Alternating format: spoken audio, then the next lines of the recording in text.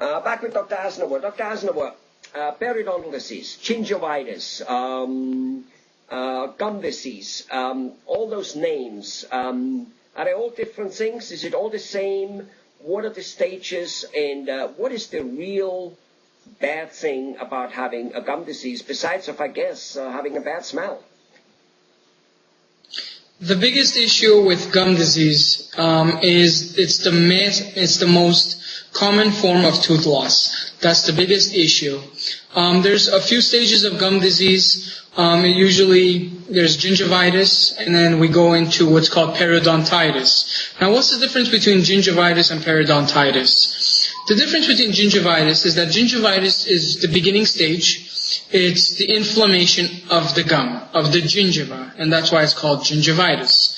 Periodontitis is the progression of gingivitis when you start losing bone that supports your teeth, okay? And there's a few stages of periodontitis. There's the mild, there's a moderate, and there's a severe. And each one is associated with the amount of bone that is lost. You know, it starts with a few millimeters, and then it goes up to 6 millimeters. And that's what causes the most common form of tooth loss. When you lose the surrounding bone of the tooth becomes loose and it falls out. Also, there's many factors that can contribute to gingivitis or periodontitis, and that can be diabetes, heart conditions, and in turn, that can also, gingivitis or periodontitis can in turn cause heart conditions as well, causing high blood pressure or platelet aggregation, which is the clotting of the blood. Well, so it looks to me, I mean, after all, you dentists are very good these days in replacing teeth, implant, dentures, crowns and bridges, and yes, it costs some money. But obviously we're not living anymore in a time like, I think, George Washington, who supposedly had a wooden tooth in it. That must have been awful, if it's true. But the point is, from what you just said, I mean, heart disease and stroke, simply because obviously when you have an infection, an infection, that yellow, ugly, reddish pus which travels, if it's in your mouth, it's the gateway of the blood vessels, and it can travel everywhere, right? Is that what you're saying? That is correct. And so if it travels everywhere, I mean, you don't want to have this yellow, ugly, yellow, reddish pus traveling all over the place. So it looks to me an infection is a much more serious thing than actually the tooth loss. Because after all, if you have a little bit of money, you can replace that. But how are you going to replace your kidney, your liver, your heart, and things? I have heard that a Japanese researcher in a Japanese university researched that, for instance, people with the HIV virus are much, much more susceptible to get the AIDS, turning it into AIDS, if they have gum disease, simply because the immune system is so low. Is there any truth to that? That is very true.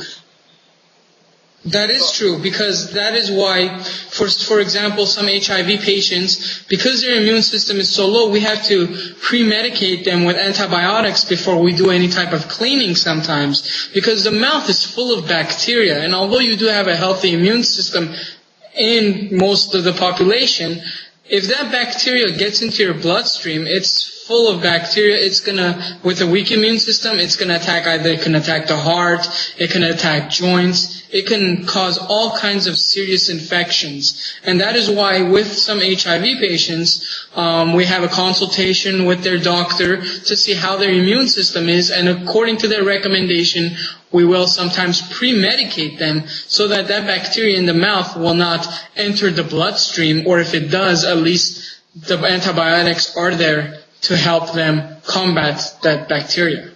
Right, but the fact is that they probably already have a lowered immune system because of the gum disease. That's what this research... That is also true. Yeah. And that is, to me, super, super alarming. And for instance, in California, I think there's only one case. There was a baby born, stillborn, meaning dead, simply because they found gum disease infection in the placenta. Now, it's only one case, but it just simply shows how, if something like that can happen, what about the everyday flu? The next swine flu, bird flu, or just the next flu in the next flu season? If you have infection in your mouth, which with no doubt is the gateway of the blood vessels, because if you take salt or anything into your mouth, it goes right into your bloodstream. So why not the infection? Isn't that, to me, this is devastating. To me, this is like the major reason why you don't want to have any infection in your mouth. Never mind the tooth loss, in my opinion. I don't know. I'm not a dentist.